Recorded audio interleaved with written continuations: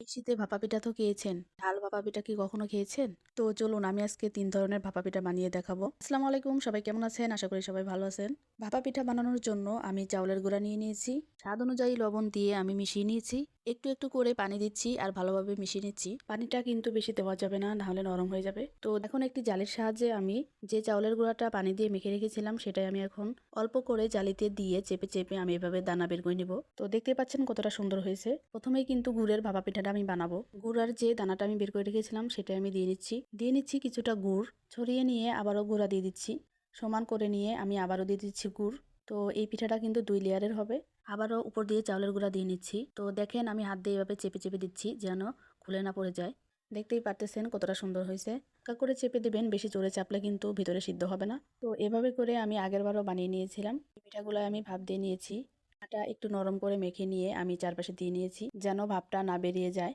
এখন কিন্তু পিঠার উপরে আমি পাতলা সুতি কাপড় দিয়ে এভাবে দিয়ে নিয়েছি। আর হ্যাঁ, যে পাত্রটা দিয়ে আমি ছাঁচের উপরে পিঠাগুলো দিচ্ছিলাম তার উপরে হালকা বাড়ি দিয়ে নিচ্ছিলাম যেন পাত্রটির সাথে না লেগে থাকে। এখন আমি একটা ঢাকনা দিয়ে ঢেকে দিব। পিঠাগুলা যেহেতু ছোট সাইজের এজন্য আমার ১০ থেকে ১৫ মিনিট সময় লেগেছে। তো পিঠাগুলা দেওয়ার আগে যে পিঠাগুলা নামিয়েছি একই পিঠা আমি একটু ভেঙে নিয়ে দেখাচ্ছি কিরকম হয়েছে। দেখতেই পারতেছেন ভিতরের গুড়গুলা একদম গলে গিয়েছে। এখন বানিয়ে দেখাবো নারকেলের পিঠাটা। প্রথমে গুড় নিয়ে নিচ্ছি, তারপরে হচ্ছে খেজুরের গুড় দিয়ে নিচ্ছি।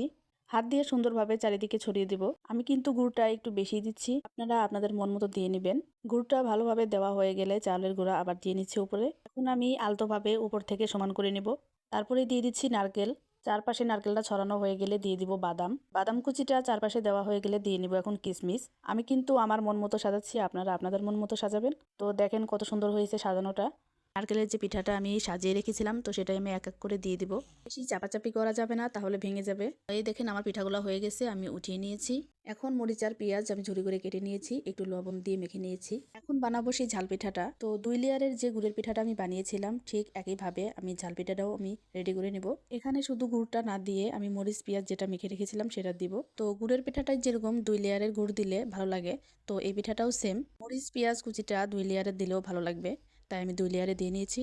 এখন এই পিঠাটা সাজানো হয়ে গেলে আমি সেম ভাবে পিঠাগুলো ভাপ দিয়ে নিব ১০ থেকে ১৫ মিনিট। তো আমার ভাপা পিঠা বানাতে গেলে আমার এই ঝাল পিঠাটা বানাতেই হয়। যখনই ভাপা পিঠাটা বানাই আমি ঝাল পিঠাটা ২টা কি ৩টা আমি বানাই। আমার হাজবেন্ডের খুবই প্রিয় এই পিঠাটা। এই পিঠাটা এমনিতেও খাওয়া যায় এবং মাংসের ঝোলের সাথেও খাওয়া যায়। তো আমার ঘরে গরুর মাংসের তরকারি ছিল, যার কারণে আমি পিঠা ২-৩টা বানিয়েছিলাম। এভাবেও খেয়েছে, আবার তরকারি দিয়েও খেয়েছি কিছুটা। আপনারা বাসায় একবার হলেও ট্রাই করে দেখবেন, পিঠাটা খেতে অনেক মজার হয়। এই দেখেন আমি ঝাল পিঠাটা ভেঙে দেখাচ্ছি ভিতরে কেমন হয়েছে। তো ভিডিওটি যদি আপনাদের কাছে ভালো লেগে থাকে, ফেসবুক পেজ থেকে দেখছেন, আমাকে এখনো ফলো দেননি, অবশ্যই তাড়াতাড়ি ফলো দিয়ে দিবেন। আল্লাহ হাফেজ।